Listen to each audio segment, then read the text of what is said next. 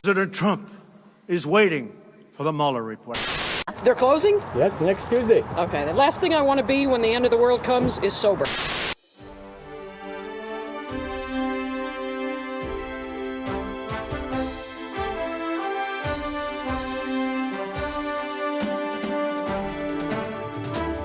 Hello, and welcome to our special 2020 event of political posturing, where our candidates, still super gusty and egotistical enough to keep running despite half of the free world pretty much hating their guts, debate your favorite toxic hobby, politics. Let's bring up our candidates. We have Senator Coastal City Latino. Buenos días, ¿cómo están? And Governor Folksy Midwestern. Howdy. And another candidate who's likely going to go down in history as that guy who messed it up for one of the other two candidates. Oh, wait. This just in. That guy had just announced on Twitter that he is dropping out of the race and has become a commentator on political pundit talk shows. #YangGang.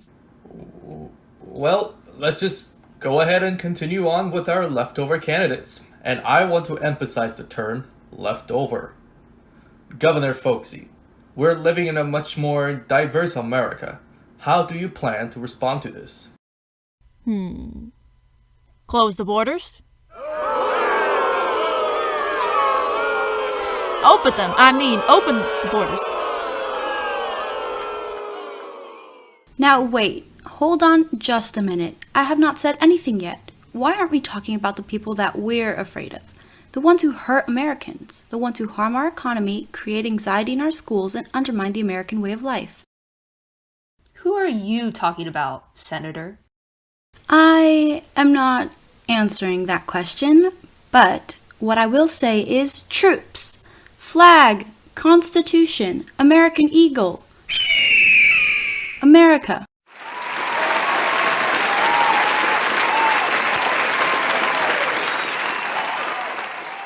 She is destroying you, Governor. Now, let me interrupt with an assertive tone and point my finger forwards like a true leader for a photo I'm sure will be on CNN's homepage. I am angry and very folksy. And also to all of my diverse Americans. Si se puede.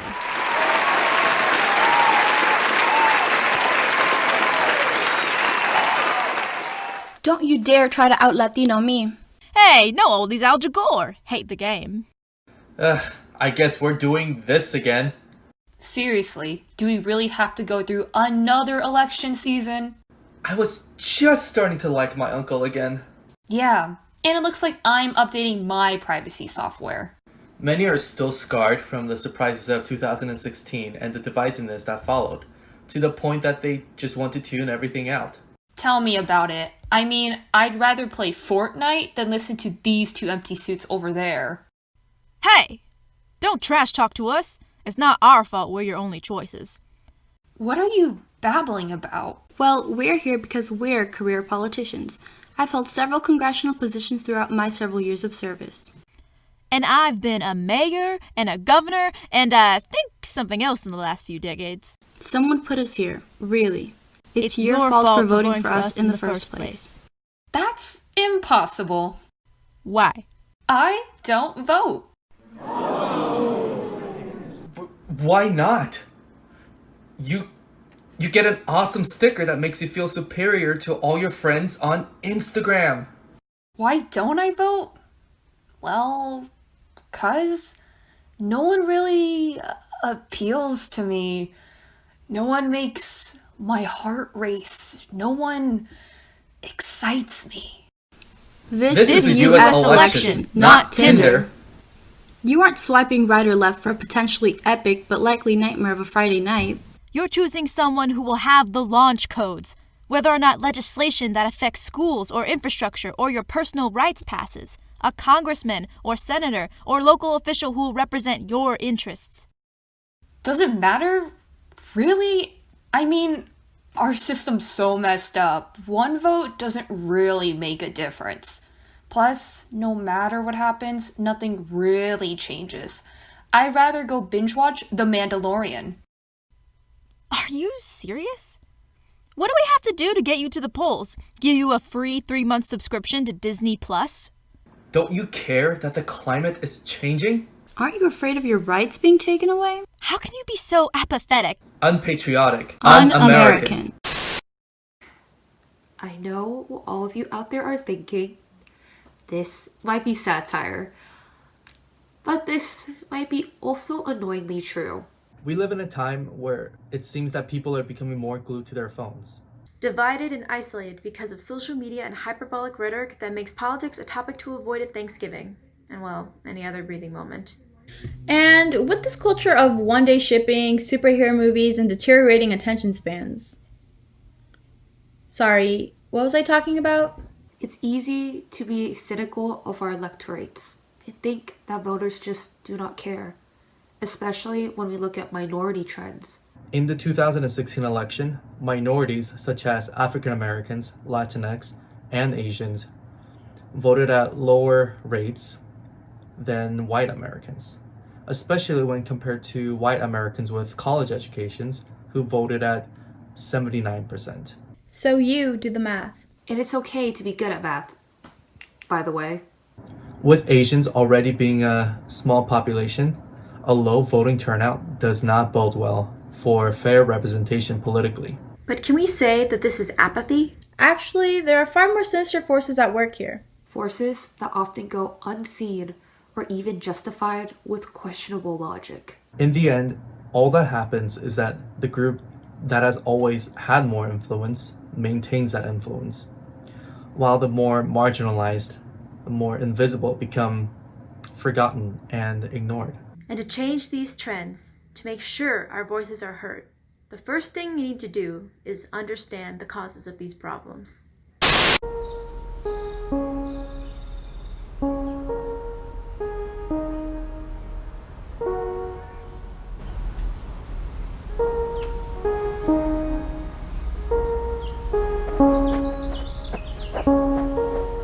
Hi, I'm here to volunteer at this polling place.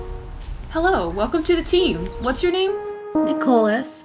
Well, hi Nicole. I'm Charlize. This is Elle. Hi. We're glad that you're here. It's actually not too hard.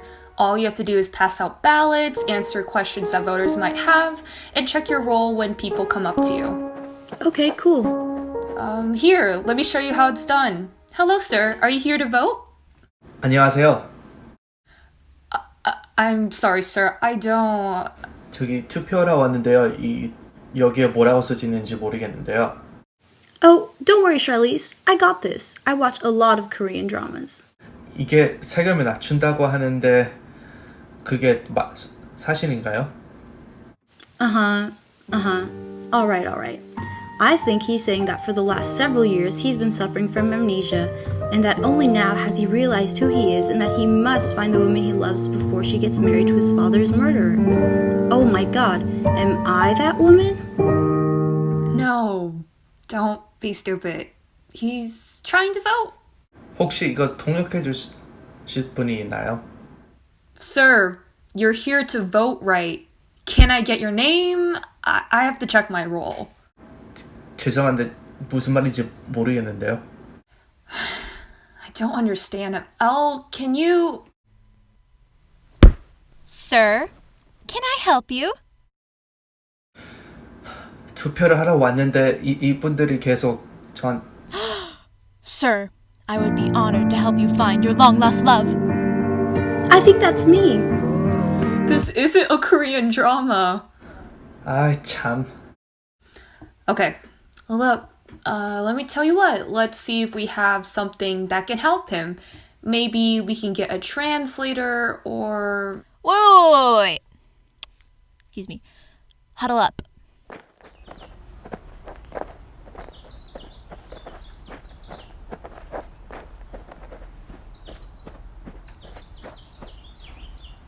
Are you sure we want to help him? What do you mean? I mean, look at him. He comes here wanting to vote, but doesn't even understand the words on the ballot.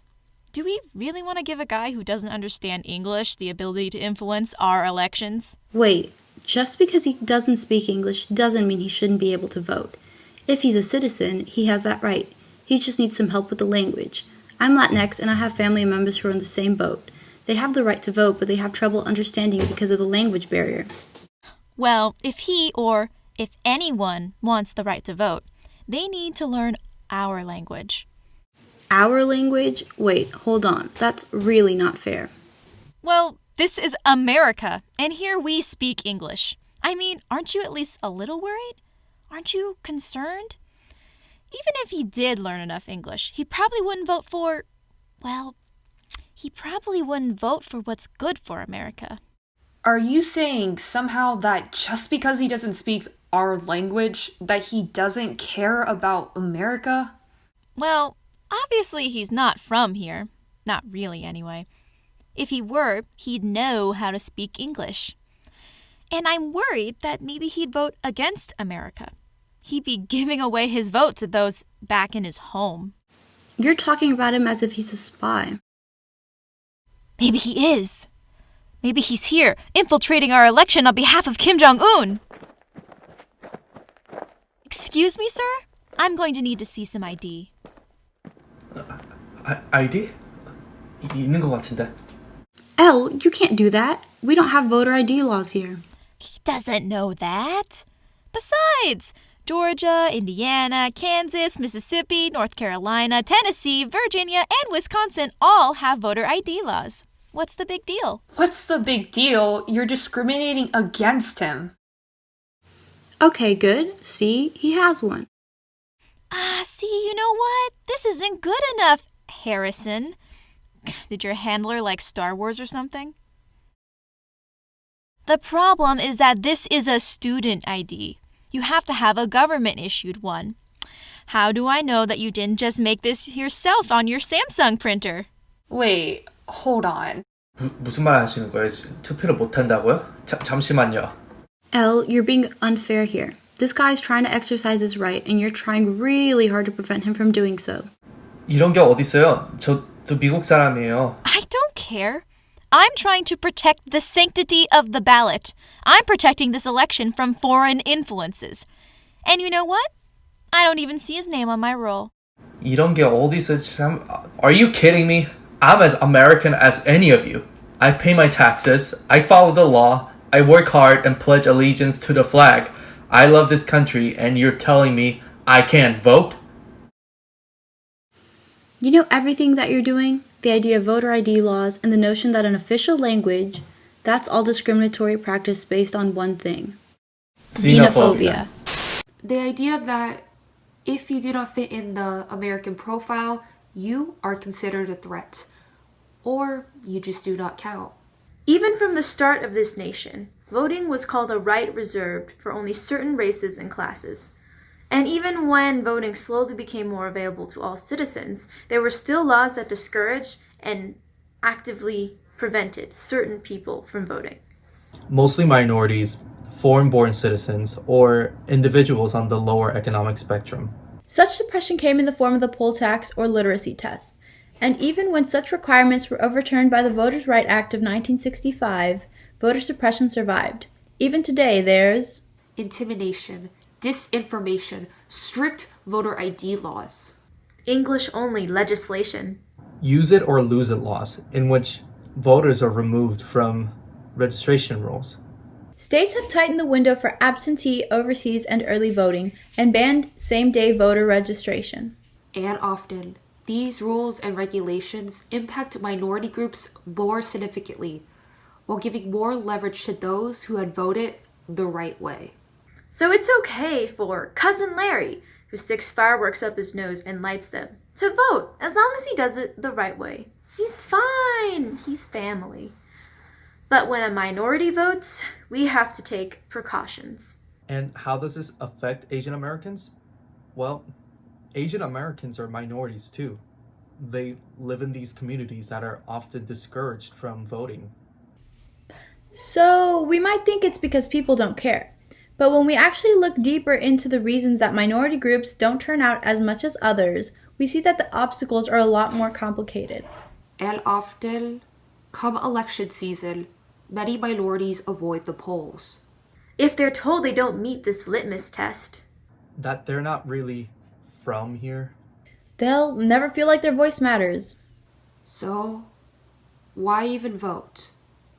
Why make the trip towards the polls or research candidates or legislations or get involved? It doesn't matter. They don't want me to vote anyways. Here's the problem with that thinking. When enough people give up and passively watch the world change around them, let the powers that be choose for them, they soon realize that for some more than others, elections have consequences.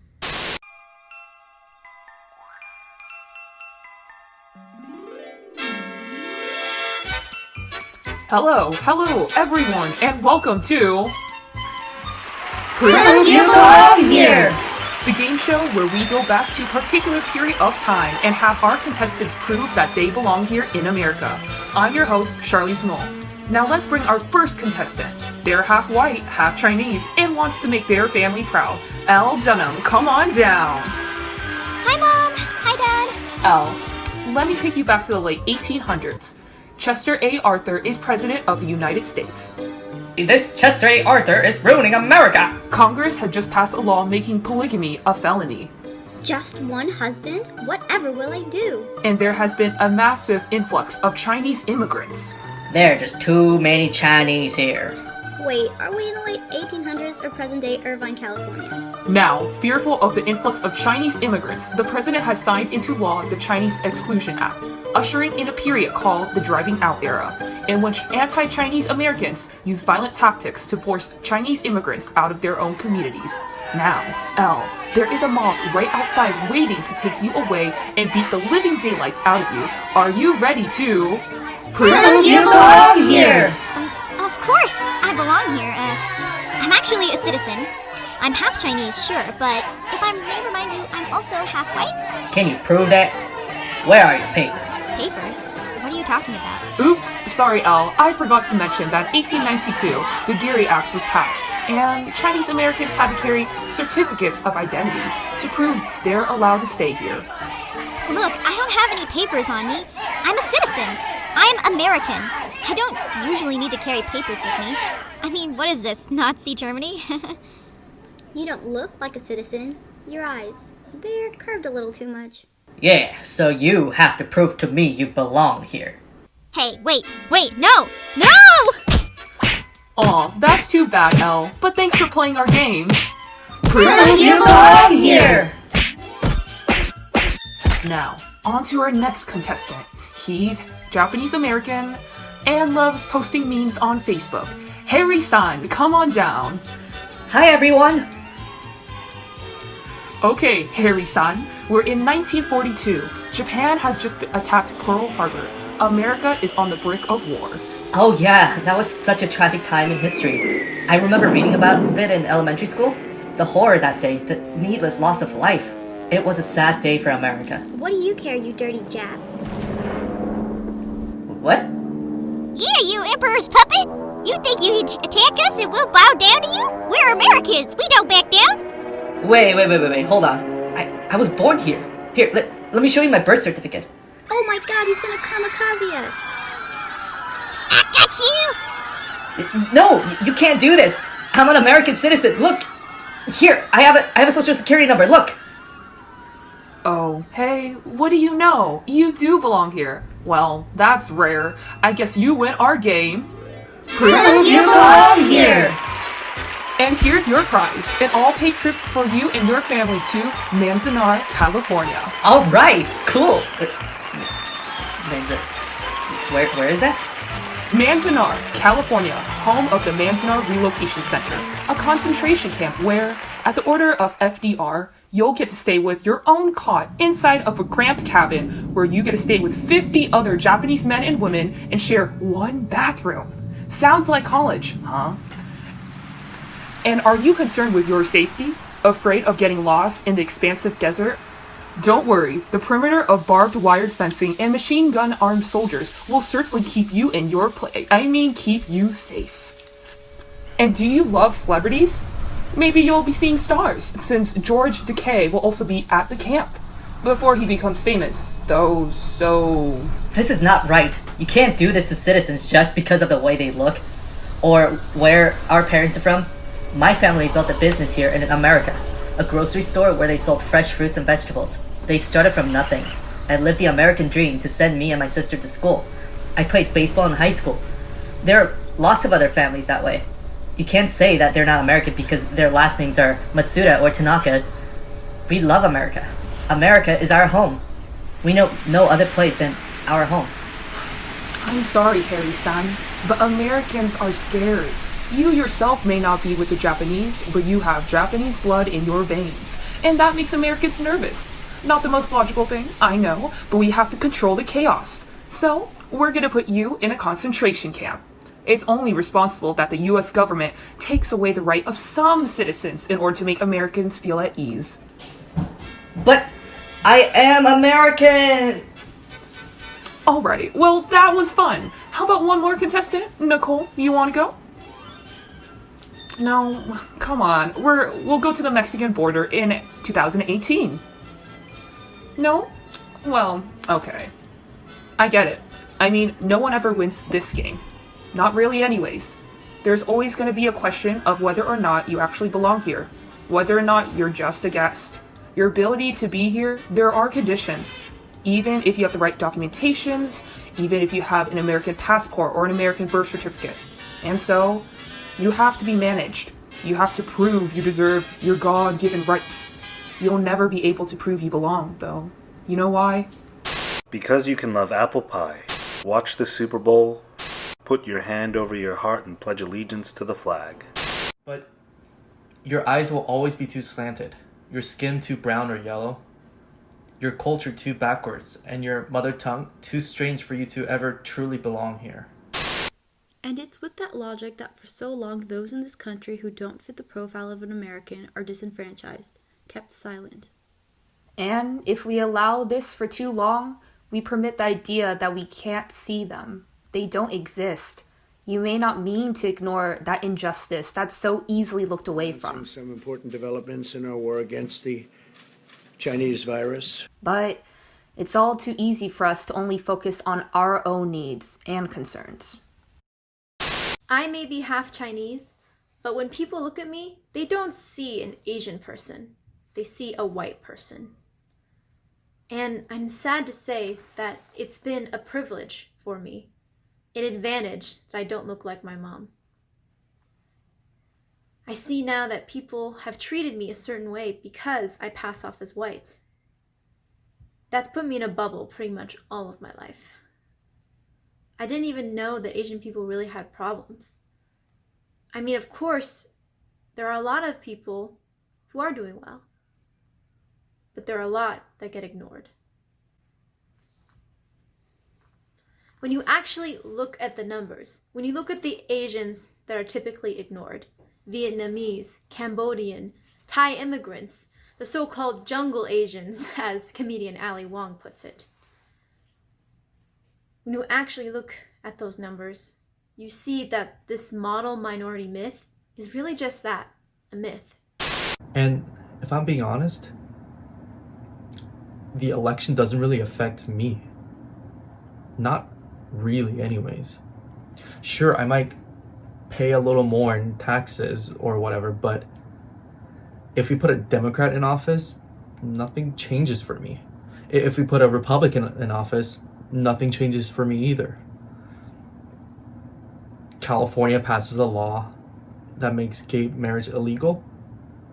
I'm not gay. So what? What do I care? The president bans Muslims from coming into the country. I'm not Muslim. So what? But that's where the problem lies. That's my privilege talking.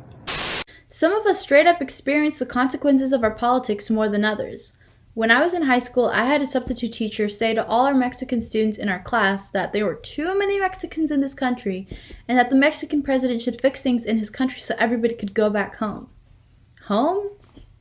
A lot of us didn't feel comfortable about being in this class. I mean, how can you learn if you feel like you don't belong?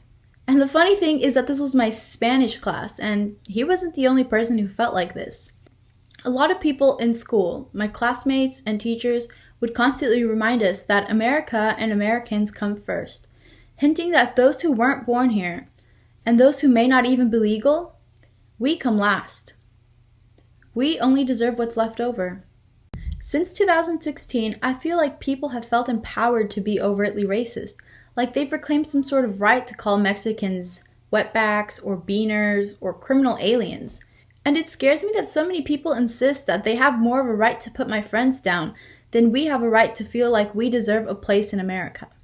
America, the land of opportunity, the best country where everyone wants to come, build a life. When my mère or my mother first entered this country, the first thing that surprised her, and I mean really surprised her, wasn't the technology, the fashion, or the landmarks. It was the fact that she didn't have to bribe anyone. And so when she came in, she saw her life open before her eyes. The possibilities for her and her family. She doesn't feel this way anymore. We'll be watching the news and she'll see politicians who are, well, I'm just gonna say it, racist, and say nasty things about people who look like us and what they represent. So she can't help feel like the country she first stepped in, it's not the same as the one she lives in now. But this is our home. We do belong. If you've ever woken up before the sun peeks through the horizon, so that you can commute for hours on the freeway, so you can provide for your family, you belong. If you have looked at the broken, the suffering, the weak, and tried to take their hands out of the depths of adversity, you belong. We think we vote, that we participate, because it's all about us. But we don't vote only for ourselves. There are actual human beings who are put in cages because of their immigration status, who have their rights taken away because of who they love, who are forced out of neighborhoods they've called home for so long. You might say, I can't do anything about it, even if I wanted to. Well, on the first Tuesday in November, there is something you could do. And every day before, there is something you can do. Turn out. And not just at the polls, but in the streets, at the town halls, the rallies. Turn out for those who've already taken a stand against injustice. Turn out for the voiceless, for our future. Turn out. Turn out. Turn out. In 2020.